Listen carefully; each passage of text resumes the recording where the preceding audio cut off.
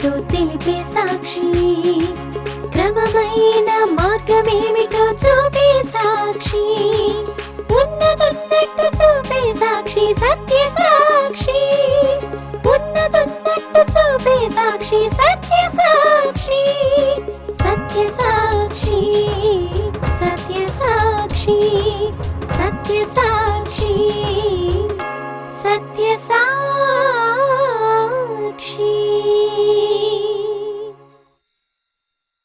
సత్య సాక్షి అను మా టీవీ కార్యక్రమమునకు ప్రేమపూర్వక ఆహ్వానము. సత్య సాక్షి.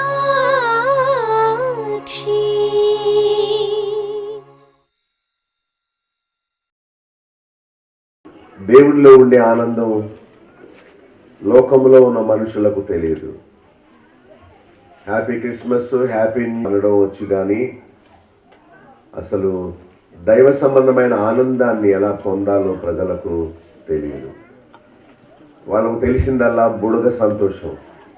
ప్రజలు ఎందుకో తుచ్చమైన ఈ లోక ఆనందముతో మునిగి తేలుతున్నారు కానీ దేవుడు అనుగ్రహించే సంతోషాన్ని వాళ్ళు పొందలేకపోతున్నారు. లోక సంబంధమైన ఆడంబరము, లోక సంబంధమైన పండుగలు,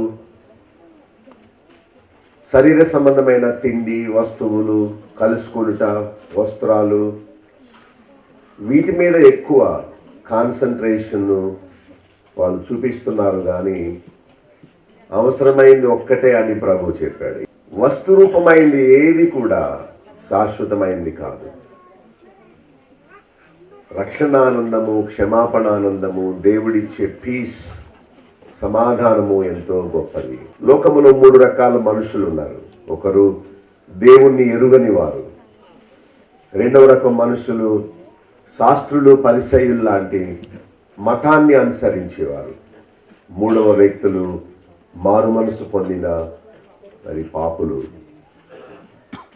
మారు మనసు అక్కరలేని నీతిమంతులు కారు, మార్పు చెందిన పాపులు. ప్రభు పాదాల దగ్గర కూర్చొని నేను ఘోరమైన పాపిని, నన్ను క్షమించి రక్షించేవాడు నువ్వు ఒక్కడవే అని ఏడుస్తూ వాళ్ళ కన్నీరు ఆయన పాదాల మీద పడితే తల వెంట్రుకతో తుడిచి క్షమాపణ పొంది సమాధానముతో వెళ్ళిన వారు ఒక బాపతో, దూరంగా ఉండి ఆయనలో నేరములు పట్టడానికి వచ్చి వెళ్ళిన వారు మరొక రకం. వారు సిగ్గుపడి వెళ్ళిపోయారు. అయితే తగ్గించుకున్న సుంకరి వంటి పాపులు క్షమాపణ ఆనందంతో సమాధానముతో వెళ్ళారు. సో మన హృదయ స్థితిని బట్టి దేవుడు మనకు ప్రతిఫలాన్ని ఇస్తాడు. ఈ రోజుల్లో అందరూ మేరీ క్రిస్మస్, హ్యాపీ క్రిస్మస్ అని క్యాథలిక్స్ పెట్టిన పండుగలు చేసుకుంటున్నారు. ఇది చాలా తప్పు. క్యాథలిక్స్ మరియను పూజిస్తారు, ప్రభు బొమ్మలను పట్టుకొని పూజిస్తారు. పూజలు చేయడానికి ఏమో సామాగ్రి కావాలి, ఆబ్జెక్ట్స్ కావాలి, వాళ్ళు చూడటానికి ఏదో ఒకటి ఉండాలి ఎదురుగా. కనుక శిలువ బొమ్మను, ప్రభు విగ్రహాన్ని, లేక ఏదో పునీతులని చెప్పే ఒక క్యాథలిక్ ఫాదర్స్ విగ్రహాలను పెట్టుకొని వారు పూజలు చేయమంటారు. Merry Christmas, merry Christmas అన్నమాట. అంటే మరియను పూజిద్దాం, యేసు ప్రభుని పూజిద్దాం, పూజలు చేద్దాము రండి అని కురవత్తులు, పువ్వులు, ఏవో దీపాలు, ఒక గంట, లేదా ఇలాగా ఊపుతారు, ఏదేదో చేసి ఒక శిలువ బొమ్మను అందరి దగ్గరికి పంపించి ముద్దు పెట్టుకోమని పంపిస్తారు. వాళ్ళు క్రైస్తవులు కాదు, వారు ద్రోహులు, అబద్ధ బోధకులు, విగ్రహాన్ని పూజించేవారు. వాళ్ళు పెట్టిన పండుగలని ప్రొటెస్టెంట్స్ చేయకూడదు, చాలా తప్పు. అది క్రిస్మస్ అనే పదమే మనం మాట్లాడకూడదు. పూజలు చేసేవారుగా ఉండకూడదు కానీ దేవుణ్ణి ఆత్మతో సత్యముతో ఆరాధించమని ప్రభు చెప్తున్నాడు. సో ప్రభు ఏం చెప్పాడు, అపోస్తలులు ఏం చెప్పారు, మరి భక్తులు వాక్యములో ఏమి సెలవిచ్చారో దాన్ని మనం అనుసరించాలి కానీ ఏదో సీజనల్గా పండుగలు చేసుకోవడం దేవుని చిత్తము కాదని మనం తెలుసుకోవాలి. భక్తి వేరు, మతము వేరు. మతము అంటే నక్షత్రము, చెట్టు, తాత, క్రొవ్వొత్తులు, కేక్, కొత్త బట్టలు, సంవత్సరానికి ఒకసారి రావడం, ఇది రిలీజియన్. కానీ భక్తి అంటే వాక్యం వినడం, సరి చేసుకోవడం, హృదయాన్ని శుద్ధి చేసుకోవడం, ఇది భక్తి. సో పిచ్చివారు, వెర్రివారు మతాన్ని అనుసరిస్తారు. జ్ఞానవంతులు నాకు మతాచారాలు వద్దు, నాకు దేవుడు ఆయన వాక్యం కావాలి, నా హృదయాన్ని దేవుడు శుద్ధి చేయాలి అని దేవుని సన్నిధికి వచ్చి వాక్యాన్ని విని హృదయాన్ని కడుక్కొని శుద్ధి చేసుకొని నూతన సంవత్సరం కోసం సిద్ధపడతారు. కీర్తన 32లో ఎవరు ధన్యులో చెప్పుకున్నావు. తన అతిక్రమములకు పరిహారము నొందినవారు, పాపములకు ప్రాయశ్చిత్తము నొందినవారు, దేవుని చేత నిర్దోషి అని ఎంచబడిన వారు, ఆత్మలో కపటము లేనివారు ధన్యులు. They are blessed people. ఆత్మలో కపటము లేని వారే, పీపుల్ ఆఫ్ ట్రాన్స్పరెంట్, పారదర్శకమైన వ్యక్తులు, లోపల ఒకటి పైకి ఒకటి లేని వాళ్ళు. ఆదివారం ఒక విధంగా, సోమవారం నుండి శనివారం వరకు మరో విధంగా కపటము లేని వారే ధన్యులు. పాస్టర్ చేత కాదు, యెహోవా చేత నిర్దోషి అని ఎంచబడిన వారు ధన్యులు. ధన్యత అంటే కొత్త బట్టలు వేసుకోవడం కాదు.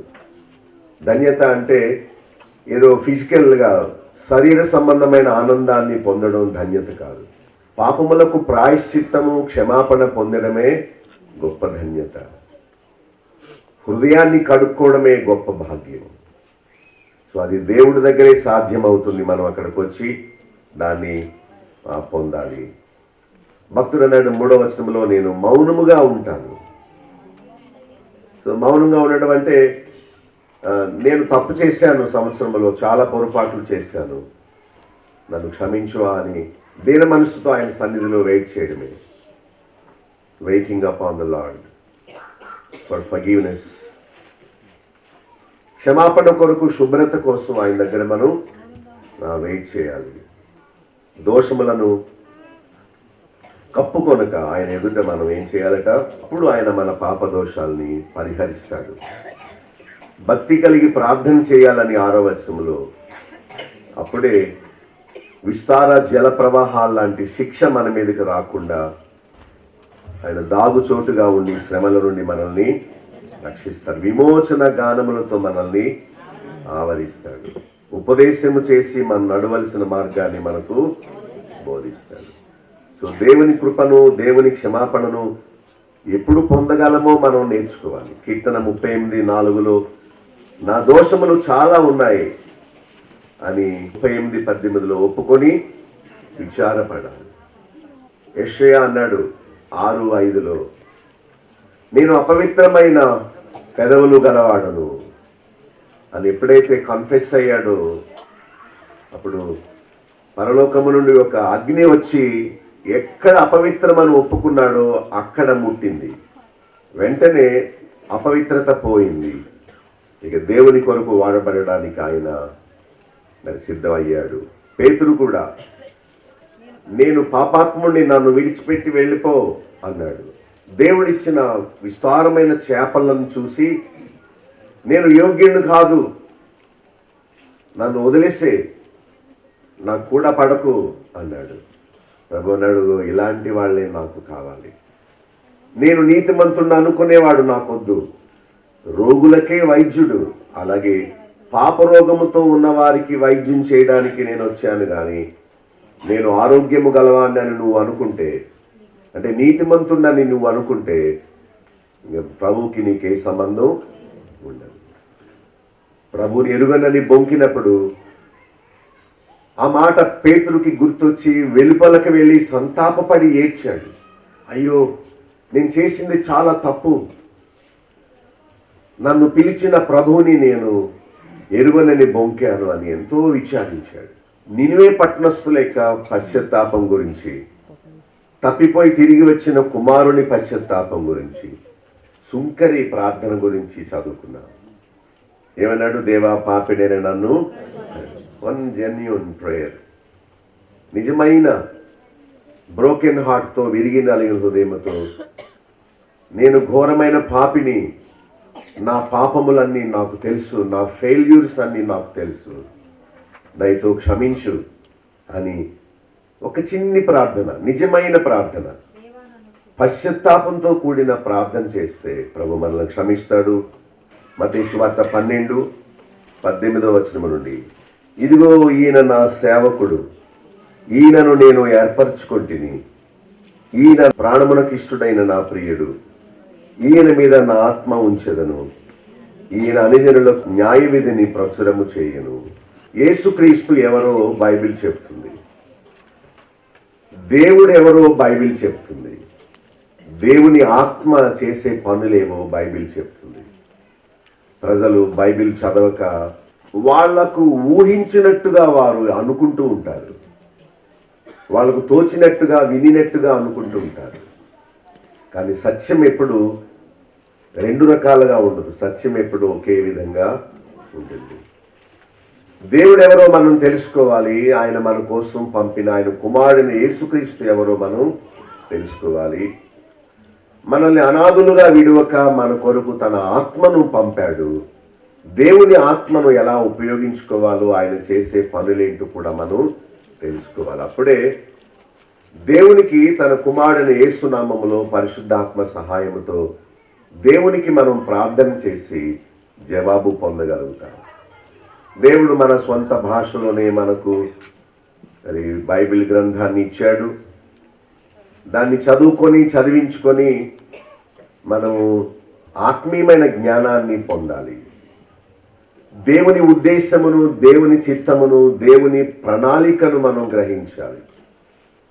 దేవుని యొక్క సంకల్పం ఏంటో మనం తెలుసుకున్నప్పుడే యోగ్యముగా, యుక్తముగా మనం ప్రార్థన చేయగలుగుతాం, దేవుణ్ణి చేరగలుగుతాం. మరి ఈ గ్రంథములో నేను చదివిన వాక్య భాగములో యెషయా గ్రంథం 42:1-2 వచనాల్లో ఉన్న ప్రవచనాన్ని మనం చూస్తున్నాం. అక్కడున్న ప్రవచనము ఇక్కడ నెరవేర్పును మనం చూస్తున్నాం. ఏమన్నాడు? ఇదిగో ఈయన నా సేవకుడు.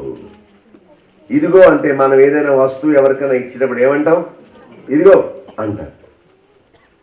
సో యోహాను 3:16 ఏమంటుందంటే, దేవుడు దిగి వచ్చాడని చెప్పట్లేదు. యోహాను 3:16 ఏమంటుంది? దేవుడు లోకమును ఎంతో ప్రేమించి తన అద్వితీయ కుమారుని మన కొరకు పంపాడు. ఎంత తేడా ఉందో! బైబిల్ ఎక్కడ దేవుడు మానవుడిగా దిగి వచ్చాడని ఎక్కడ చెప్పట్లేదు. కానీ బైబిల్ అనేక సార్లు దేవుడు తన ఏకైక కుమారుని పంపాడనే చెబుతుంది. అది దేవుని చిత్తము, అది దేవుని ఉద్దేశము, దేవుని సంకల్పము. ఓ మానవులారా, మీరు నా దగ్గరికి రావాలంటే నేనిచ్చే క్రీస్తును మీ హృదయంలో కలిగి ఉండాలి.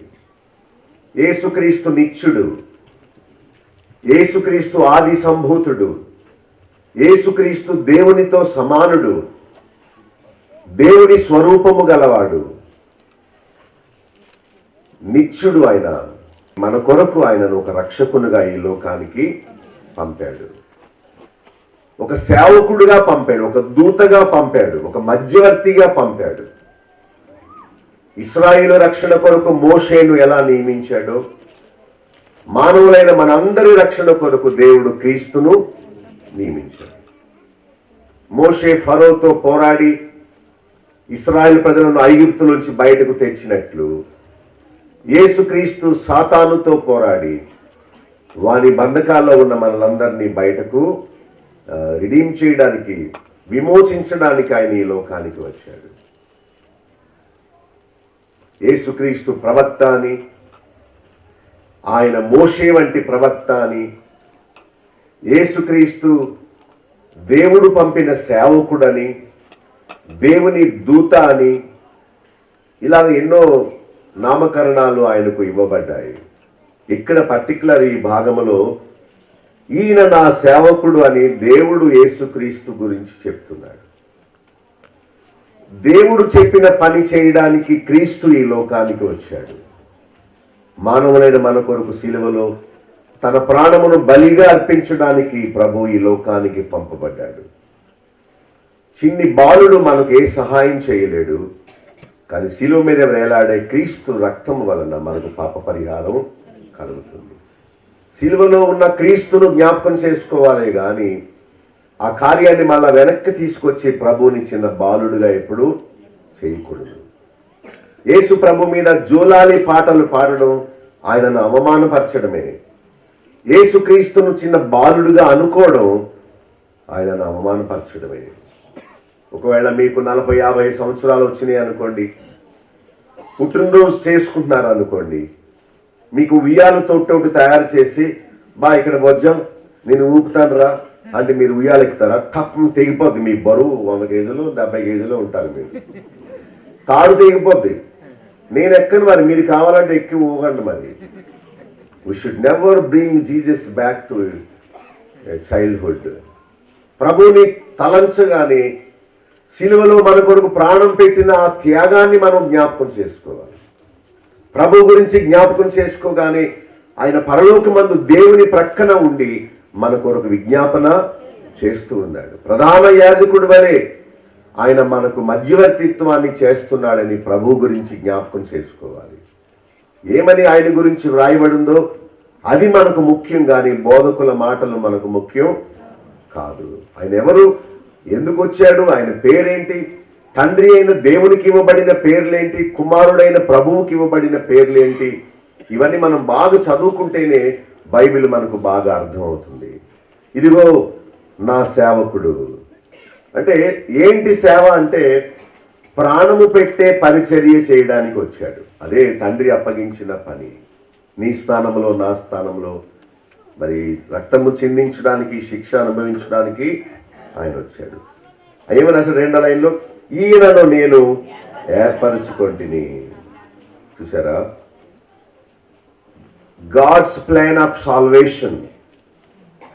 దేవుని ఏర్పాటు ఏంటంటే మనందరము యేసుక్రీస్తు ద్వారా తండ్రిని చేరాలి. అందుకని ప్రభు అన్నాడు, నా ద్వారా తప్ప ఎవడును తండ్రి యొద్దకు చేరలేడు. No one comes to the father except through me. నేనే మీకు అక్కడికి మార్గాన్ని, నేనే. చాలా మంది చాలా మార్గాలు చెప్తారు, కానీ ప్రభు వలె పరిశుద్ధంగా నీతిగా ఉండే వాళ్ళు ఎవరు లేరు. యేసు ప్రభు స్థానంలో పరిశుద్ధంగా ఉండే వ్యక్తిని ఎవరినన్నా చూపించండి, ప్రభువుని ఇప్పుడే వదిలేద్దాం, ఆ వ్యక్తిని అనుసరిద్దాం. ఆయన వలె మాట్లాడిన వారు లేరు, ఆయన వలె పరిశుద్ధముగా జీవించిన వారు లేరు, ఆయన వలె మన కొరకు సిలువలో ప్రాణం పెట్టిన త్యాగం చేసిన వాళ్ళు ఎవరు లేరు. దేవుడు పంపిన ఏకైక మార్గము యేసుక్రీస్తు. ఇక మనం యేసుక్రీస్తు దగ్గరికి వస్తేనే దేవుణ్ణి చేరగలుగుతాం. యేసుక్రీస్తే మన పాపములు పరిహరించడానికి ఏకైక మార్గం, ఇంకెవ్వరు మనకు లేరు లేరు లేరు. దేవుడు ఏర్పరిచిన మార్గము యేసుక్రీస్తు.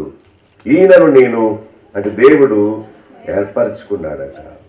ఆయన నా ప్రాణములకు ఇష్టడైన నా ప్రాణప్రియుడు, ఆయన మీద నా ఆత్మను ఉంచెదను. తన కుమారుడిని పంపాడు. యోహాను 3:16 ఏముంది?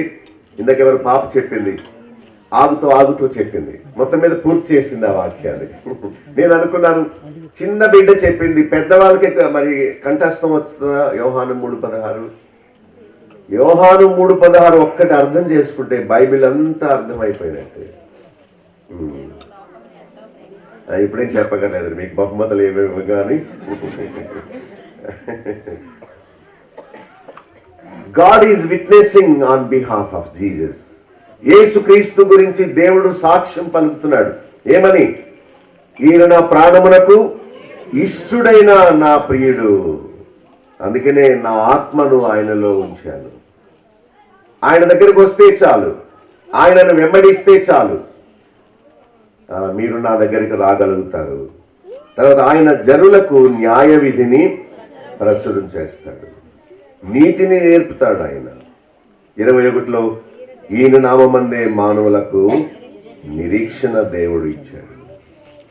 ఆ సమరయ స్త్రీ వచ్చి అడుగుతుంది, నన్ను ప్రేమించేవారు ఎవరైనా నాకు కావాలి. ఈ 5 ఇప్పుడున్నవాడు 6వ వీళ్ళందరూ నమ్మకస్తులు కాదు. వాళ్ళు వాళ్ళ స్వార్థం కోసం నా దగ్గరికి వచ్చారు, కానీ నన్ను నిజంగా ప్రేమించి కాదు. I want someone who really loves me. స్వార్థం లేని ప్రేమ చూపించే వాళ్ళు ఎవరైనా నాకు కావాలి. నాకు తృప్తినిచ్చేవారు, అభయాన్ని ఇచ్చేవారు, ధైర్యపరిచేవారు. నేను ఆధారపడగలిగిన వ్యక్తి నాకు కావాలి, వీళ్ళందరూ అబద్ధికులే, మోసగాళ్లే, ఇంకెవరిని నమ్మను అనుకుంది. ప్రభు మాటలు జీవజలము లాంటి ఆయన మాటలు ఆమె దాహాన్ని తీర్చాయి. ఆమె అన్నది, మేమెవరో వస్తారని ఎదురు చూశాము. ప్రభు అన్నాడు, మీరు ఎదురు చూసే ఆ మెస్సయ్యను నేనే. ఆమె ఎంత తృప్తి పడిందో. మానవులైన మనకు ఒకే ఒక నిరీక్షణ, యేసుక్రీస్తు. ఆయన వల్లనే మనకు మేలు. 22వ వచనంలో మనం చూస్తే, మరి అప్పుడు దయ్యము పట్టిన గురుడి వారిని, మూగవారిని ప్రభు దగ్గర తీసుకొచ్చారు. ఆయన వారిని స్వస్థపరిచినందున ఆ మోగవాడు మాటలాడు శక్తియు చూపును గలవాడు ఆయన. కొందరు దయ్యం పట్టిన వారిని ప్రభు దగ్గరకు నడిపించారు. ప్రభు మాట సెలవిచ్చి ఆ దురాత్మతో ఆవరింపబడిన మూగవాణ్ణి, గురుడివాణ్ణి ప్రభు బాగు చేశాడు, స్వస్థపరిచాడు.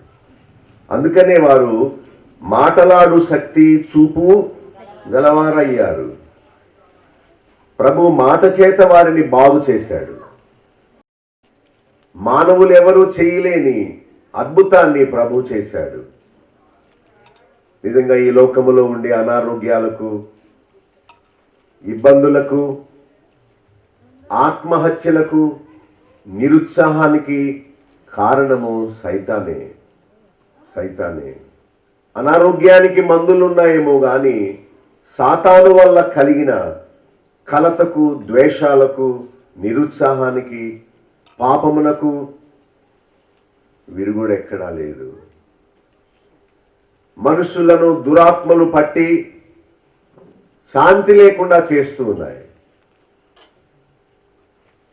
ఒక తేనె పట్టు చుట్టూ తేనెటీగలు ఎలా ఆవరించి ఉంటాయో, భూమి కూడి ముసిరి ఉంటాయో, మానవుల ఆత్మలను సాతాను బంధించి వాడు ఆడుకుంటున్నాడు.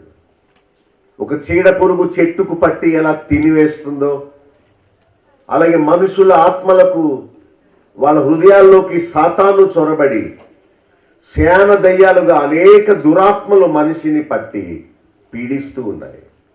చీడ పురుగు వలె నాశనం చేస్తున్నాయి. ఏ డాక్టరు, ఏ పాస్టరు, ఏ కొబ్బరి నూనె, ఏ గుడ్డ ముక్కలు, ఏ ప్రవచనాలు ఏవి మనిషిని మార్చలేవు. ఈ లోకమంతా చీకటి పడగానే చీకటి కమ్ముకొని ఉంటుంది. మనం ఎన్ని టార్చ్ లైట్లు వేసినా, ఇలాంటి బల్బ్స్ ఎన్ని బిగించినా, కరెంటు ఎలక్ట్రిసిటీ లైట్లు ఎన్ని పెట్టినా ఆ కాస్త స్థలములోనే కొంచెం వెలుగుగా ఉంటుంది. కానీ లోకమంతా కమ్ముకున్న చీకటిని ఈ బల్బులు పోగొట్టలేవు. అయితే ఒకే ఒక మార్గం ఉన్నది. ఏంటది? ఉదయమున తూర్పున సూర్యుడు ఉదయించాలి. అరుణోదయం అంటారు. ఏమంటారు దాన్ని? ఎప్పుడైతే సూర్యుడు ఉదయిస్తాడు, చీకటి అలా అలా అలా అలా వెళ్ళిపోద్ది. ఎక్కడికి వెళ్ళిపోతుందో వెళ్ళిపోతుంది, దాక్కోడానికి వెళ్ళిపోతుంది. మన హృదయంలో ఉన్న చీకటిని పోగొట్టడానికి సూర్యుడు పనికిరాడు. యేసుక్రీస్తు అనే నీతి సూర్యుడిని దేవుడు మనకిచ్చాడు. ఆయన వెలుగ్గా మన హృదయంలోకి రావడం వల్ల లోపల ఉన్న చీడ పురుగులు, తేనెటీగకున్న ఈగలు ఎలా ముసిరినట్టు శాన దయ్యాలు మనుషులను ఆక్రమించి వ్యభిచారులుగా, అబద్ధికులుగా, మోసగాళ్ల వలె, స్వార్థపరుల వలె సాతాను చేశాడు. అబద్ధమాడించే దయ్యాలు కొన్ని, వ్యభిచార తలంపులు తెచ్చే దయ్యాలు కొన్ని, మద్యము సేవించాలని త్వరపెట్టే దయ్యాలు కొన్ని, అబద్ధాలు ఆడించి కుటుంబాల్లో కలతను తెచ్చే దయ్యాలు కొన్ని. రకరకాల దయ్యాలు మనుషుల్ని పట్టుకొని పీడిస్తూ ఉంటాయి. భార్యాభర్తల పోరుకు కారణము సైతానే. బ్రాందీ షాపుకి వెళ్ళి తాగేసి పడిపోతారే రోడ్డు మీద, దీనంతటికి కారణము సైతానే. పిల్లలు యవనస్తులై తల్లిదండ్రుల మాట వినకుండా సెల్ ఫోన్లు పట్టుకొని ప్రేమ దోమ అంటూ కాలేజ్ చదువుకోకుండా తిరుగుతారే, జీవితాల్ని పాడు చేసుకుంటారే, వాటికి కారణము కూడా సాతానే. ఎక్కడ? సాతాను నుండి మనలను విడిపించగలిగిన దేవుడు గాని, శక్తి గాని, ఆత్మ గాని, వ్యక్తి గాని ఏముంది ఈ లోకములో? అయ్యో నా భర్త ఇలా అయిపోయాడు, నా భార్య ఇలా అయిపోయింది, నా పిల్లలు ఇలా అయిపోయారు, వారిని బాగు చేసే వాళ్ళు లేరా? మాకు దిక్కేది? మా బ్రతుకులు ఇలా అయిపోవలసిందేనా? వ్యాపారం అంతా నష్టం వస్తుంది, ఎక్కడికి వెళ్ళినా కూడా నష్టం వస్తుంది. మా బాధను అర్థం చేసుకునే వాళ్ళు ఎవరు? మమ్మల్ని విడిపించే వాళ్ళు ఎవరు? మా కన్నీరు తుడిచే వాళ్ళు ఎవరు అని లోకమంతా ఎదురు చూస్తుంది. ఎక్కడెక్కడికో వెళుతున్నారు. దాహం వేసిందని మురికి నీళ్లు త్రాగుతున్నారు. ఆకలిగా ఉందని ఆహారము కాని దాన్ని సేవిస్తున్నారు. ఇంకా అధోగతి పాలవుతున్నారు. అయితే సాతాను నుండి వాడి బంధకాల నుంచి విమోచించడానికి యేసుక్రీస్తు ఈ లోకానికి పంపబడ్డాడు. ఎప్పుడైతే ఆ మూగవాడిని బాగు చేశాడో వాడికి మాటలాడే శక్తి ఇచ్చాడు దేవుడు. ఎంత అద్భుతమో! సాతాను వాణ్ణి గ్రుడ్డివాణిగా చేశాడు, ప్రభు వాని గ్రుడ్డితనాన్ని అక్కడ మాటలాడు శక్తియు చూపును గలవాడయ్యాడట. 24వ వచనములో ఆయన దయ్యాల్ని వెళ్ళగొట్టుచున్నాడు. 25వ వచనములో ఆయన అందరి తలంపులు ఎరిగినవాడు. 28లో దేవుని ఆత్మ వలన ఆయన దయ్యాల్ని వెళ్ళగొట్టాడు. యేసుక్రీస్తు మేలు చేస్తుంటే, ఉపకారం చేస్తుంటే ఆయనంటే గిట్టని వారు కొందరున్నారు. శాస్త్రులు, పరిసయ్యులు, మతాధికారులు, వీళ్ళందరూ వారికి ఈర్ష్య వచ్చి, ద్వేషం వచ్చి, ప్రభువుకి ఘనత కలగడం వాళ్ళకి ఇష్టం లేక, ఆయన ఏదో ఇతర దేశస్తులు దేవుడు మనకు అవసరం లేదని అనుకుంటూ వారు ఏం చేశారో చూడండి. 24వ వచనములో పరిసయ్యుల మాట విని వీడు దయ్యముల అధిపతి వలన దయ్యములను వెళ్ళగొట్టుచున్నాడు అని చెప్పి ఉన్నారు. ఏడు ప్రభు వాళ్ళని ఏమనలేదు, కానీ ప్రభువునే వాళ్ళు ఏమన్నారు? వీడు అంటున్నారు. ఎంత తప్పు! ఆయన ప్రభు రాజుగా ఇవ్వబడ్డాడు, రక్షకుడుగా ఇవ్వబడ్డాడు, ఈ చీకటి లోకానికి ఒక నీతి సూర్యుడుగా ఇవ్వబడ్డాడు. ఆయన నేనేమి చందాలు అడగలేదే, నేనేమి గుంజీలు తీయమనలేదే, నేనేమి మోకాళ్ళ ప్రదక్షిణలు చేయమనలేదే, నేనేమి గుళ్ళు గోపురాలు కట్టమనలేదే, నాకు నైవేద్యం తీసుకురమ్మని ఆయన నిన్ను అడగలేదే. బ్రతుకు మార్చుకో, నరకాగ్ని గుండములో పడక నీవు తప్పించుకో, శిక్షను తప్పించుకో. ఆయన చెప్పినందుకే వాళ్ళు వాడు వీడు అంటారా? ఆయన ఏ ద్రోహం చేశాడని, ఆయన మీకు ఏమి నష్టం కలిగించాడని ఆయన వ్యతిరేకిస్తారు. మాకొద్దు పో అంటారు. గెరాసేను అనే గ్రామంలో ప్రభు వెళుతుంటే దయ్యం పట్టినవాడు, సేన దయ్యాలు పట్టినవాడు ఎదురొచ్చాడు. ప్రభు అతన్ని ప్రేమించి ఆ సాతానులు వెళ్ళగొట్టాడు. ఆ దయ్యాలన్నీ పందుల మందులోకి వెళ్ళి ఆ పందులన్నిటిని సరస్సులో మునిగి చచ్చిపోయేలా చేశాయి. ఆ ఊరి వాళ్ళందరూ వచ్చేసి అంటున్నారు, మాకు పందులు ముఖ్యం, మాకు పిచ్చోళ్ళు మారడం ముఖ్యం కాదు. మా ఊర్లో త్రాగుబోతులు ఉండాలి, మా ఊర్లో పిచ్చోళ్ళు ఉండాలి, మా ఊర్లో కుటుంబాల్ని పాడు చేసే దుర్మార్గులు ఉండాలి, మాకు ఇదే బాగుంది. మా ఊర్లో ఎవరో మారడం మాకు ఇష్టం లేదు, వెళ్ళిపో, ఫ్రీ ఫ్రమ్ అవర్ విలేజ్, మా ఊరు నుంచి వెళ్ళిపో, ఇక్కడికి రావద్దు, మీ మాటలు మాకొద్దు, మీ నీతి కౌరులు మాకొద్దు, ఈ రక్షకుడు మాకొద్దు, వెళ్ళిపో, గెట్ అవుట్ ఫ్రమ్ హియర్ అని చెప్పి ప్రభు ఆ గ్రామానికి సువార్త చెప్దామని వస్తుంటే, ఎంతో మంది పిచ్చోళ్ళని మారుద్దామని ప్రభు వస్తుంటే, మాకు అక్కర్లేదు, మాకు పందులే ముఖ్యం, మా పందుల్ని ఎందుకు నీవు సరస్సులో పంపించేశావు? దురాత్మను చంపేసినాయి, ప్రభు కాదు. వాళ్ళు వద్దు పొమ్మన్నారు. ప్రభు అన్నాడు, మీ ఇష్టం, మీకు మేలు చేయడానికి నేను వస్తుంటే నాకు వద్దు పో అన్నారు అని ప్రభు అక్కడి నుంచి వెళ్ళిపోయాడు. ధోని ఎక్కి వేరే ఊరికి వెళ్ళిపోయాడు. ప్రజలేంటో వారికి మేలు చేయడానికి వచ్చిన ప్రభువుని వారు తిరస్కరిస్తున్నారు.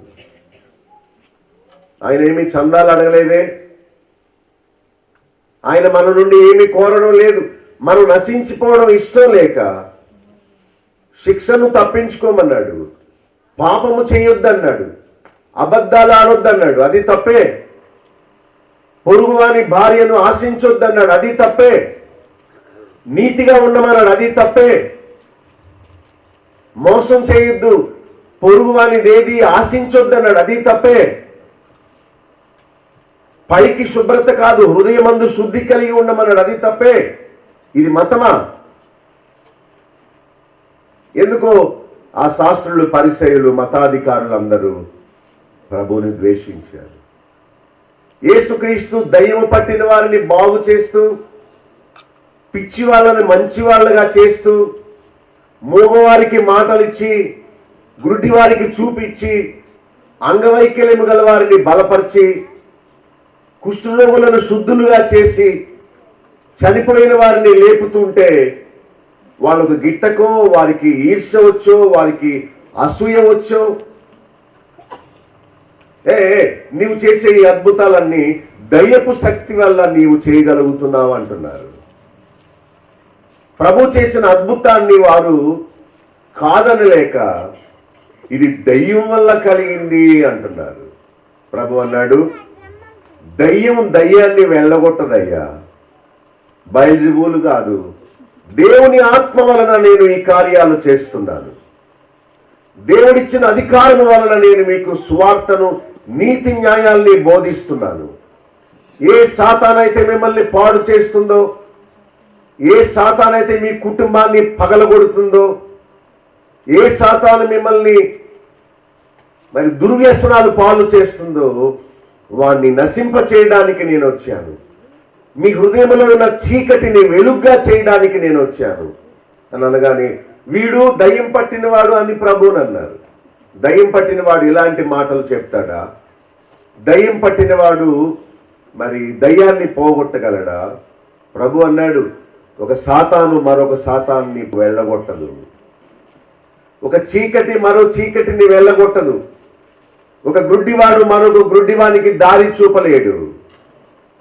కళ్ళున్నవాడే గుడ్డివాణ్ణి నడిపించగలడు. నేను దేవుని ఆత్మ వలన ఈ అద్భుతాలు చేస్తూ ఉంటే మీరు నన్ను వాడు వీడు అంటారా? నా దగ్గరకు రాకపోగా నన్ను విమర్శిస్తారా? మీరు బాగుపడడం ఇష్టం లేదా? మీ గురుడితనాన్ని తొలగించుకోవడం ఇష్టం లేదా? మీ మూతనాన్ని పోగొట్టి యేసు ప్రభువు అని నోటితో ఒప్పుకోవడానికి మీకు ఇష్టం లేదా అని అంటుంటే వాళ్ళకి ఇష్టం లేదు. వాళ్ళు గురుడివారు.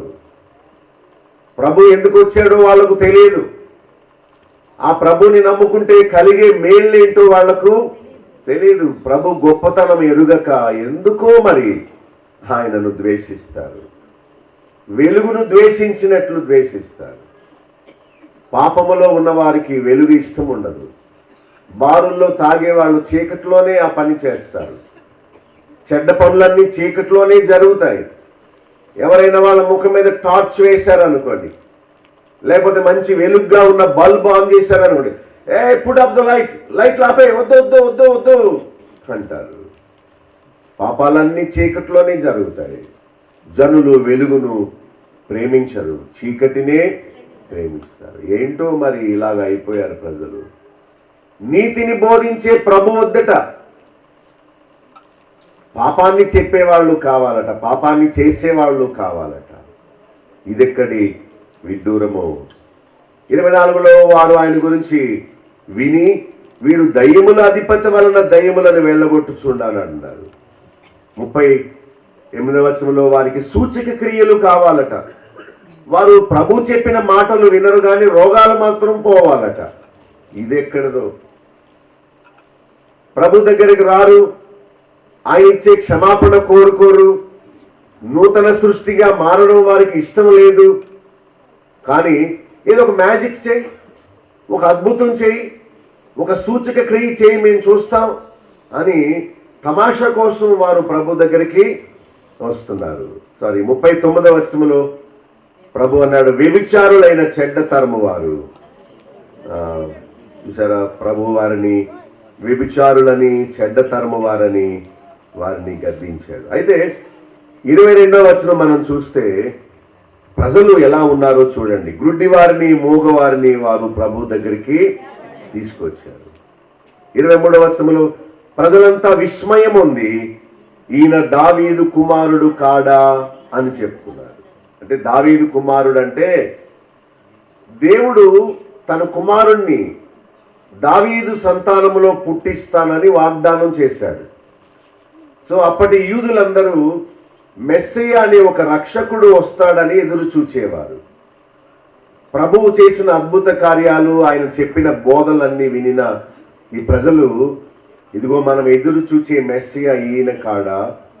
Is he not the son of David? తండ్రి అయిన దేవుడు వాగ్దానము చేసిన దావీదు కుమారుడు ఈయన కాడా?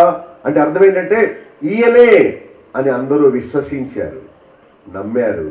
కొద్దిమంది ఏమో దూరము నుండి వాడు వీడు అంటున్నారు, కొద్దిమంది ఏమో దగ్గరకు వచ్చి ఏమంటున్నారు? విస్మయం ఉంది, ఆశ్చర్యపడి, వావ్ ఎంత అద్భుతమో, పుట్టుగ్రుడ్డివానికి చూపించిన వారు ఈ ప్రపంచంలో ఎవరు లేరు. యేసు ప్రభు ఏది ఆశించక దీనులకు బీదలకు మేలు చేయడానికి వచ్చాడు. కుష్ఠరోగుల్ని శుద్ధులుగా చేశాడు, గుడ్డి వారికి చూపించాడు అని వాళ్ళందరూ విస్మయం ఉంది. ఇదిగో దేవుడు పంపిన కుమారుడు, దేవుడు పంపిన రక్షకుడు, ఇదిగో దావీదు కుమారుడుగా వచ్చిన ఈయనే కదా అని అందరూ ఎంతో ఆశ్చర్యపోయి ఆయన నమ్ముకొని, ఆయన నామమందు విశ్వాసం ఉంచి, ఆయన మాటలు వింటూ ధన్యులవుతూ ప్రతిదినము ప్రభువుని వెంబడిస్తూ ఉంటే, కొందరు దూరము నుండి ఏమంటున్నారు? వీడు దయ్యం పట్టినవాడు. అయ్యయ్యో, ఆ ప్రభువు నీకు ఏం హాని చేశాడని ఆయన అలా ఆడిపోసుకుంటావు? ఏమని బాధ పెట్టాడు నిన్ను? నీ గుడ్డితనాన్ని పోగొట్టుకో అన్నాడు, అది తప్పే. నీ వ్యసనాల వల్ల నీవు నరకంలో పడిపోతావు, నీ జీవితాన్ని మార్చుకో అన్నాడు, అది తప్పే. క్రీస్తు దేవుని సేవకునిగా దేవుడు ఏర్పరిచాడు, తండ్రికి ప్రియుడయ్యాడు, ఆయన ఆత్మను ఆయన కలిగినవాడు. ఆయన అన్యజనులకు తన నీతిని, న్యాయ విధిని ప్రచురము చేయడానికి వచ్చాడు. మనము దాన్ని వినాలి. ఆయన ఏమైనా ఉపవాసాలు ఉండమన్నాడా? లేదు. యేసు ప్రభువు ఎక్కడ అందరూ ఉపవాసాలు ఉండన్నాడా? ఈ బోధకులు చెప్పే తప్పు బోధ అది. 40 రోజులు ఉపవాసం ఉండండి, ప్రతి శుక్రవారం ఉపవాసం ఉండండి. అది పాత నిబంధన ఆచారమే కానీ భక్తి కాదు. భక్తి అంటే ప్రార్థన, ఆచారము మతము అంటే ఉపవాసాలు. నీవు ఎప్పుడైనా ఉపవాసం ఉంటే ఇలా ఉండని చెప్పాడు, అది మన వ్యక్తిగత విషయమే కానీ అది ఆజ్ఞ మాత్రం కాదు. ప్రభు బోధించింది తన న్యాయ విధిని ప్రచురం చేస్తున్నాడు. న్యాయ విధి, అబద్ధమాడొద్దు, ఇది న్యాయం. వ్యభిచరించొద్దు, ఇది న్యాయం. పొరుగువానిది ఏది ఆశించొద్దు, ఇది న్యాయం. చెడ్డ పనులు చేయొద్దు, ఇది న్యాయం. యేసుక్రీస్తు వచ్చింది నీతి న్యాయాల్ని బోధించడానికే గాని ఆచారాల్ని నేర్పడానికి ఆ ప్రభు ఈ లోకానికి రాలేదు. పైగా వాళ్ళందరూ శాస్త్రులు, పరిసయ్యులందరూ ఏంటి చేయి కడుక్కోకుండా భోజనం చేస్తున్నావంటే, ఇప్పుడే స్నానం చేసిన వాడు మళ్ళా చేయి కడుక్కోవాల్సిన అవసరం? అయినా మీరు శుభ్రం కోసం చేయి కడుక్కోవట్లేదు, మతాచారం కోసం మీరు చెయ్యి కడుక్కుంటున్నారు. చేయి కడుక్కోవడం ముఖ్యం కాదు, హృదయాన్ని కడుక్కోండి అని చెప్పాడు ప్రభు. వాళ్ళ పొరపాటు ఎప్పుడైతే వారికి చూపించాడో వాళ్ళందరూ వ్యతిరేకం అయిపోయారు. సో దేవుడు యేసుక్రీస్తును పంపింది ఎందుకంటే నీతి న్యాయములు ప్రచురం చేయడానికే, తన న్యాయ విధిని ప్రచురం చేయడానికి ఆయన వచ్చాడు. ఆయన ఆజ్ఞలు భారమైనవి కావు. ఆయన పాపం చేయొద్దు అన్నాడు, అది మన మేలు కోసమే. మనం ఆయన మాటలను, ఆయన న్యాయ విధిని మనం వినాలి. 21వ వచనములో ఆయన నామమందు అన్యజనులందరికీ నిరీక్షణ ఉందట. కనుక ప్రభు మీద మనం నిరీక్షణ ఉంచాలి. ఎవరి మీద? ఎవరిని నమ్ముకోబాకండి. పిల్లల్ని నమ్ముకోవద్దు, జీవము లేని బొమ్మల్ని నమ్ముకోవద్దు, పాస్టర్ని నమ్ముకోవద్దు. ఎందుకంటే నేను కూడా నా రక్షణ కోసం ఆయన మీద ఆధారపడాలి. మీరు వచ్చి నా కాళ్ళు మొక్కితే నన్ను పాడు చేసిన వాళ్ళు అవుతారు, విగ్రహ పూజ చేసిన వాళ్ళు అవుతారు, బొమ్మల పూజ చేసిన వాళ్ళు అవుతారు. మనం నిరీక్షణ ఉంచవలసింది ప్రభు మీదనే. మానవులకు ఏకైక నిరీక్షణ యేసుక్రీస్తే. ఆయన తప్ప వేరే నిరీక్షణ ఈ లోకంలో ఎవరికి లేదు. నీ పాపము పరిహారం అవ్వాలా, ప్రభు దగ్గరికి వచ్చి తీరాల్సిందే. నీవు దేవుణ్ణి చేరాలా, తప్పక యేసు ప్రభు దగ్గరికి రావాల్సిందే. నీ కన్నీరు తుడవబడాలా, ప్రభు దగ్గరకు రావాల్సిందే. వేరే గత్యంతరము లేదు. దేవుడు ఏర్పరిచిన మార్గము యేసుక్రీస్తు మాత్రమే. ఆయన ఒక్కడే మనకు నిరీక్షణ. ఆయన ఒక్కడే నిరీక్షణ. ఆయన మీద మనం నిరీక్షణ ఉంచాలి. 22వ వచనంలో మనకు పట్టిన గుడ్డి దయ్యాన్ని, మోగ దయ్యాన్ని మనం పోగొట్టుకోవాలి. యేసు ప్రభు ఎవరో మనం విన్నాము. రెండవది దేవుని సంకల్పం ఏంటో మనం చూచాము. తర్వాత వ్యతిరేకులు ఎందుకు ఆయన దగ్గరకు రావట్లేదు అది కూడా చూసాము. అయితే ఇప్పుడు మనం ఏం చేయాలో చూసాము. ప్రజలందరూ విస్మయం ఉంది, ఈయన దావీదు కుమారుడు కాడా, దేవుడు పంపిన రక్షకుడు కాకపోతే పుట్టుగుడ్డువానికి కళ్ళు ఎలా ఇవ్వగలడు? మనం అనుకున్నట్టుగా ఆయన మానవుడు కాడు. ఆయన నిత్యుడు, దేవుని కుమారుడు. ఆయనే సృష్టికర్త, ఆయనే ఆది సంభూతుడు. నీ కొరకు నా కొరకు ప్రాణం పెట్టడానికి మానవ ఆకారములో ఈ లోకానికి దిగివచ్చిన గొప్ప ప్రభు. మనకు ఆయన ఒక్కడే నిరీక్షణగా దేవుడు ఇచ్చాడు. కనుక మనం వచ్చి మనకు పట్టిన దయ్యాల్ని వెళ్ళగొట్టుకోవాలి. ఎవరిని? యేసు ప్రభు రోగాలు పోగొట్టేవాడు కాడు. జనం అందరూ నూనె సీసాలు పట్టుకొని వెర్రి మందంతా బయలుదేరి వెళ్ళిపోతున్నారు ఎక్కడికో. ప్రభు సేవ రోగాలు పోగొట్టడం కాదు, దయ్యాల్ని పోగొట్టడం. అంటే దయ్యము వలననే మనుషులు పాపులైపోతున్నారు, దేవునికి దూరస్తులైపోతున్నారు. అక్కడున్న ఇద్దరు వ్యక్తులు ఎవరంటే మూగదయ్యం, రెండవది గురుడ్డి దయ్యం. అంటే నోరున్నది బూతులు మాట్లాడడానికేనట, అంతేగాని యేసు ప్రభు అని ఒప్పుకోవడానికి కాదు. మామూలు కళ్ళున్నాయి కానీ దేవుని ఉద్దేశాన్ని తెలుసుకునే మనోనేత్రం మాత్రం మూయబడింది. వాళ్ళు ఏం చేస్తున్నారో వాళ్ళకు తెలియదు, వాళ్ళు ఏం మాట్లాడుతున్నారో వారికి తెలియదు. గుడ్డివాడు ఇదే దారి అనుకొని గోతులో పడిపోయినట్లు మానవులందరూ పాపం అనే గోతులో, వ్యసనాలనే గోతులో తమకు తాము పైకి రాలేక అవస్థలు పడుతున్నారు. ప్రభు వచ్చింది నీలో ఉన్న సాతానును వెళ్ళగొట్టడానికి. నీ ఒకవేళ భూత వైద్యం దగ్గరికి వెళితే నీలో ఉన్నది భూతం, వాడు పంపించింది మరొక భూతం. ఈ భూతం దోస్తు చేసుకొని ఇద్దరు స్నేహితులైపోయి నిన్ను చంపుతారు. నీకు విడుదల కావాలంటే ప్రభు ఒక్కడే, ఇంకే మార్గం లేదు. రోగాలు పోవాలంటే డాక్టర్ దగ్గరికి వెళ్తాం. మన పొలం ఏదైనా తగాదాల్లో ఉంటే మనం ప్లేటర్ దగ్గరికి వెళ్తాం. మన గడ్డిమేడు తగలబడిపోతా ఉంటే ఫైర్ ఇంజిన్కి ఫోన్ చేస్తాం. కానీ మనలో ఉన్న సాతాను, మన ఇంటికి పట్టిన పీడ, గొడవలకు, అనారోగ్యాలకు, అశాంతికి కారణము సాతానే అని గుర్తు తెచ్చుకోండి, తెలుసుకోండి. ఈ సాతాను వల్ల కలిగేటువంటి కష్టాన్ని పోగొట్టగలిగిన వాడు యేసు ప్రభు ఒక్కడే. ఆయన ఆజ్ఞ ఇవ్వగానే ఆ మూగదయ్యం పోయింది కనుక వాళ్ళు మాటలాడడం మొదలు పెట్టారు. ఆయన ఆజ్ఞ ఇవ్వగానే గురుడితనం పోయింది కనుక వారు తేటగా చూడడం ప్రారంభించారు. నీ మనోనేత్రము వెలిగించబడాలంటే యేసు ప్రభు ఒక్కడే నీకు మార్గం. నీ ఆత్మీయ గురుడితనాన్ని తొలగించి చీకట్లో నుండి నిన్ను వెలుగులోకి తీసుకురావాలంటే ప్రభు ఒక్కడే నీకు మార్గం. రోగాలు పోవడానికి కాదు ఆయన దగ్గరికి వచ్చేది, పాపరోగం పోగొట్టుకోవడానికి ఆయన దగ్గరికి రావాలి. మనం మానవులం గనుక ఏదో ఒక అనారోగ్యం వస్తుంది. అయితే అనారోగ్యం వచ్చినప్పుడు ప్రార్థన చేసుకోమని ప్రభువు చెప్పాడు. కానీ స్వస్థత అనేది గ్యారంటీ లేదు. పౌలుకే గ్యారంటీ లేదు. అడిగాడు, ప్రభు అన్నాడు నా కృప నీకు చాలును అన్నాడు. నాకు తెలుసు నేను ఎలా ఉంచాలో, నీకు ఆరోగ్యం ఇవ్వాలో లేక నిన్ను కొంత ముళ్ళు నీలో పెట్టాలో నాకు తెలుసు. నీవెప్పుడు బలహీనడు అప్పుడు నేను నూతన బలాన్ని నీకు ఇస్తానని చెప్పాడు.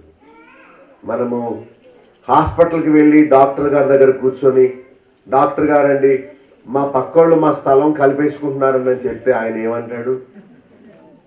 అమ్మా ఇక్కడికి వచ్చేవేంటి అంటాడు. మరి డాక్టర్ గారు కదా మా బాధ చెప్పుకుందామంటే, ఇక్కడ కాదమ్మా ప్లేడర్ గారు ఉంటారు, ఆయన దగ్గరికి వెళ్ళి అని చెప్పాడు. ప్లేడర్ గారి దగ్గరికి వెళ్ళి ప్లేడర్ గారు కడుపులో నొప్పి వచ్చేస్తుందంటే, నీకు నాకు చెప్తేమంటే నాకు నొప్పి వస్తుంది, మన ఇద్దరం కలిసి డాక్టర్ దగ్గరికి వెళ్దామంటారు.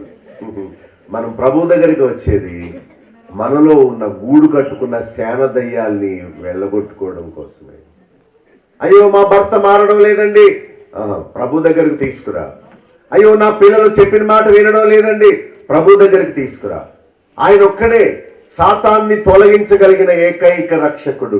ఇంక ఎవరి వలన కలగదు. మరి ఎవరి వలనను రక్షణ కలగదు? ఈ నామముననే మనము సాతాను నుండి రక్షణ పొందవలెను. భూమి కింద మనుషులు వేయబడిన ఏ నామము వలన మనము రక్షణ పొందలేము. యేసుక్రీస్తు ఒక్కడే. ప్రభువులో కలిగే మేలు పొందండి. ఆయనను వాడు వీడు అని, తక్కువ కులస్తుల దేవుడని, మనకు సంబంధించిన వాడు కాడని అమెరికా వాడే అనుకొని ఆయన నుండి వచ్చే పొందే మేళ్లు పోగొట్టుకుంటారు. ఎందుకు? చీకటి పోవాలంటే వెలుగొక్కటే. ఇక్కడ ఇన్ని బల్బులు పెట్టారు, గొప్ప కాంతి ఉంది, చీకటి వస్తుందా? అయితే ఒకవేళ కరెంటు పోయింది అనుకోండి, వెంటనే రెడీగా ఉంటుంది. చీకటి ఎక్కడ దాక్కుంటుందో మరి వెంటనే వచ్చేస్తుంది. ఇక మనం ఎక్కడ కాలు వేస్తామో తెలియదు, ఏ గోతులో పడిపోతామో తెలియదు. అసలు భోజనం పెడితే కూడా మిరపకాయ ఏదో చికెన్ పీస్ ఏదో మనకి తెలియక మిరపకాయ తినేస్తాం, అదే చికెన్ అనుకొని. చీకట్లో ఎంత అజ్ఞానం ఉంటుందో, దారి తెలియదు, ఏం చేయాలో తెలియదు. ఒకవేళ పాము మీద కాలేసాం అనుకోండి చీకట్లో, ఆ త్రాసు పాము కాట్లేస్తుంది, విషం వెళ్ళిపోయి మనం చచ్చిపోతాం. అయితే వెలుగ్గా ఉన్నప్పుడు మనం చూచి నడుస్తాం, ఆపదను తప్పించుకుంటాం. యేసుక్రీస్తు అనే వెలుగులోకి మనం వస్తే ఆయన మనల్ని మంచి గమ్యానికి చేరుస్తాడు. ఇంకా చూడండి, వాళ్ళు 23వ వచనంలో ఆయన గూర్చి విస్మయం ఉంది, ఈయన దావీదు కుమారుడు కాడా అని వాళ్ళు చెప్పుకున్నారట. మనం కూడా ప్రభు గొప్పతనాన్ని తెలుసుకొని విస్మయం ఉండాలి, విస్మయం ఉంది చెప్పుకోవాలి. ఇలాంటి ప్రభు ఎక్కడా లేడు. మనం ఎదురు చూసే రక్షకుడు ఈయనే. ఈయన తప్ప మన కష్టాల్ని పోగొట్టగలిగిన వాడు, మన చీకటిని పారదొరగలిగిన వాడు, మనలో ఉన్న గూడు కట్టుకున్న సాతానును వెళ్ళగొట్టగలిగిన వాడు ఎవడు లేడని మనం చెప్పుకోవాలి. చెప్పుకోరుట అంటే ఒక సంఘంగా, ఒక సమాజంగా కూడి మనం చెప్పుకోవాలి. 28వ వచనంలో దేవుని ఆత్మ వలన దయ్యములు వెళ్ళగొట్టబడ్డాయి, దేవుని రాజ్యము వారి మధ్యలోకి వచ్చింది. దేవుని రాజ్యం వచ్చుట వేరు, పరలోకము వేరు. దేవుని రాజ్యం అంటే ఆయన పరిపాలనలో మనం ఉండడమే. దేవుడు యేసుక్రీస్తును మనకు రాజుగా ఉండుటకు, మనలను ఏలుటకు, మనలను పరిపాలించుటకు దేవుడు ఆయనను ఇచ్చాడు. సో ఆయనను హృదయంలో మనం కలిగి ఉంటే దేవుడు మనలను అంగీకరిస్తాడు. మరి ఆ దయ్యములు వెళ్ళగొట్టబడి దేవుని రాజ్యముగా మనం హృదయం ఉండాలి. ఎలా ఉండాలి? ఎప్పుడైతే మూయబడిన ఇంటిలోనికి తలుపు తీస్తారో వెలుగు లోపల ప్రవేశించి చీకటి పురుగులన్నీ బయటకు వెళ్ళిపోతాయి. యేసు ప్రభు నీ హృదయంలో లేకపోతే సాతానే ఉంటాడు. ఎవరుంటారు? ఆ కుండ అన్ని నీళ్లు ఖాళీ చేశారు, ఖాళీ కుండలో ఏముంటది? గాలి. గాలి పట్టడం అంటే ఏంటి? సాతాన్ అన్నమాట. అయితే నిండు కుండ తొణకదు. ఆ కుండ నిండా నీళ్లు నింపారు అనుకోండి, ఆ బాణలు, రాతి బాణాలు నీళ్లతో అంచుల మట్టుకు నింపారు అనుకోండి, అప్పుడు గాలి లోపలికి వెళ్ళడానికి అవకాశం ఉండదు. మీ హృదయాన్ని మీరు పరీక్ష చేసుకోండి. యేసు ప్రభు ఎవరి హృదయంలో ఉంటాడో గాలి వారి లోపలికి రాదు. యేసు ప్రభు లేకుండా లోక వ్యవహారాలతో, పాపముతో, మూఢనమ్మకాలతో, కులమత ఆచారాలతో నీ గుండె, నీ హృదయము నింపబడి ఉంటే, లోక భ్రమలతో నీ జీవితం అంతా నింపబడి ఉంటే, నీ జీవితం సాతాను ఆడుకునే దయ్యాల కొంపలాగా అయిపోతుంది. జాగ్రత్త.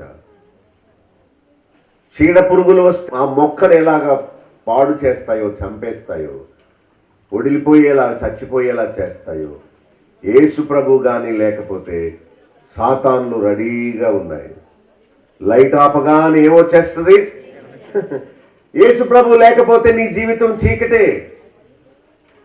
మీ మేలు కోరి చెప్తున్నాను, ప్రభువుని ఆహ్వానించండి. ఆయన వెలుగుగా నీ గుండెలోకి రాగానే సాతాను బయటకు వెళ్ళిపోతాడంతే.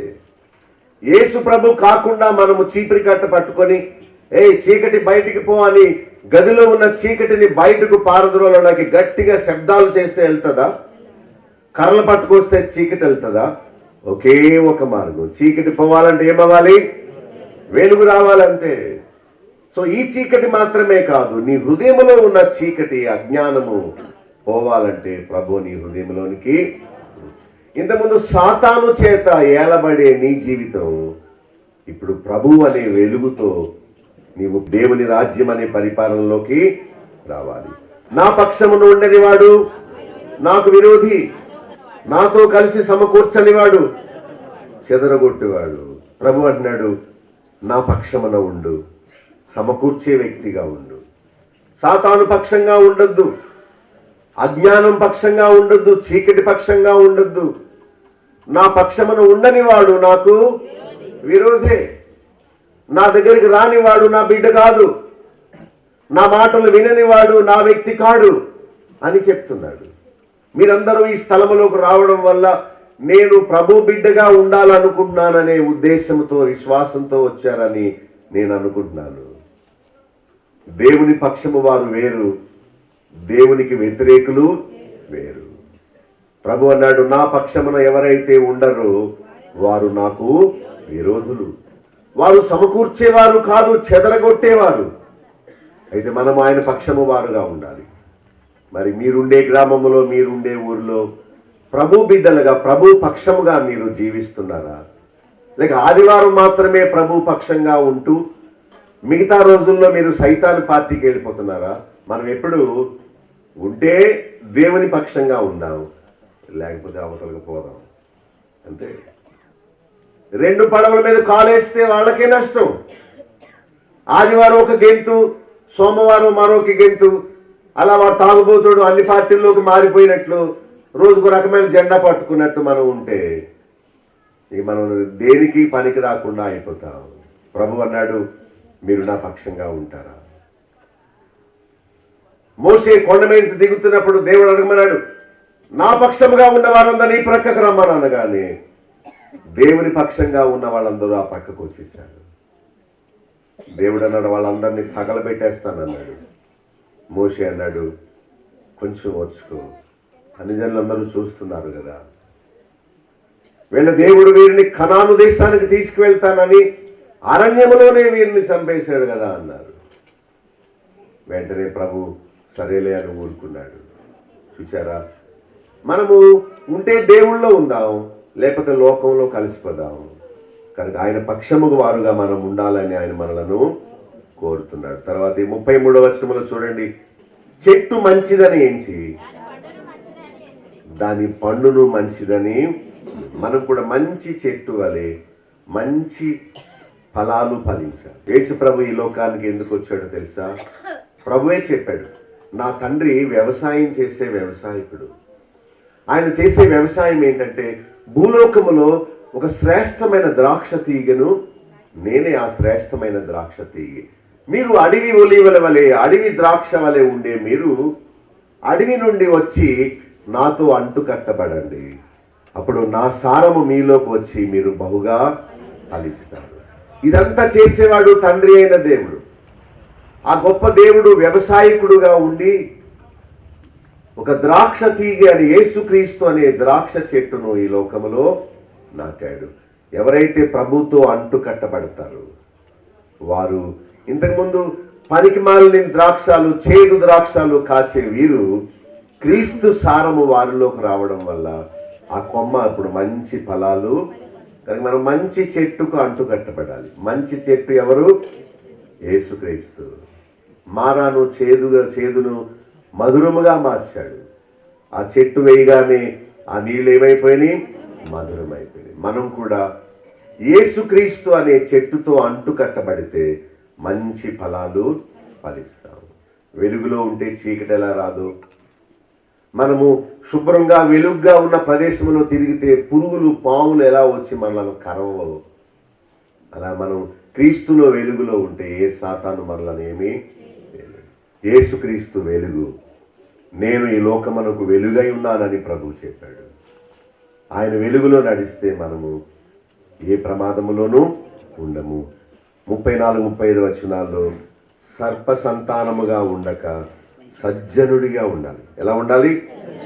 హృదయంలో నుండి, నిధిలో నుండి సద్విషయములను బయటకు తీయాలి. సో వాక్యం ముగిస్తున్నాను. దేవుని మాటలు వినిన మీ చెవులు ఎంతో ధన్యమైనవి. సినిమాలు చూసే చెవులు కాదు, కళ్ళు కాదు, ఆ చెవులు కాదు. ఆయన నోట నుండి వచ్చు దయగల మాటలు నీ చెవిలోకి వెళ్ళాయి. నువ్వెంతో ధన్యుడు, ధన్యురాలు. కాకపోతే నిర్ణయం నీదే. 2 పడవల మీద కాలు వేయాలో లేక ప్రభు పక్షంగా ఈ లోకములో నీవు నిలబడాలో నువ్వే నిర్ణయం చేసుకో. నీ హృదయాన్ని తెరిస్తే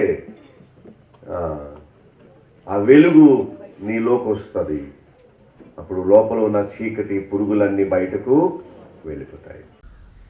మా చిరునామా బాబులోక్ గండి, chairman, Bethel assembly, Nallajerla. Pin code 534112, పశ్చిమ గోదావరి జిల్లా, ఆంధ్రప్రదేశ్. మా ఫోన్ నంబర్స్ 088118277333. మా సెల్ నెంబర్ 9440111250. మరొక సెల్ నెంబర్ 9000000803. మా ఈమెయిల్ ఐడి satyasakshi.tv@gmail.com. మా వెబ్సైట్ www.bethelassembly.net.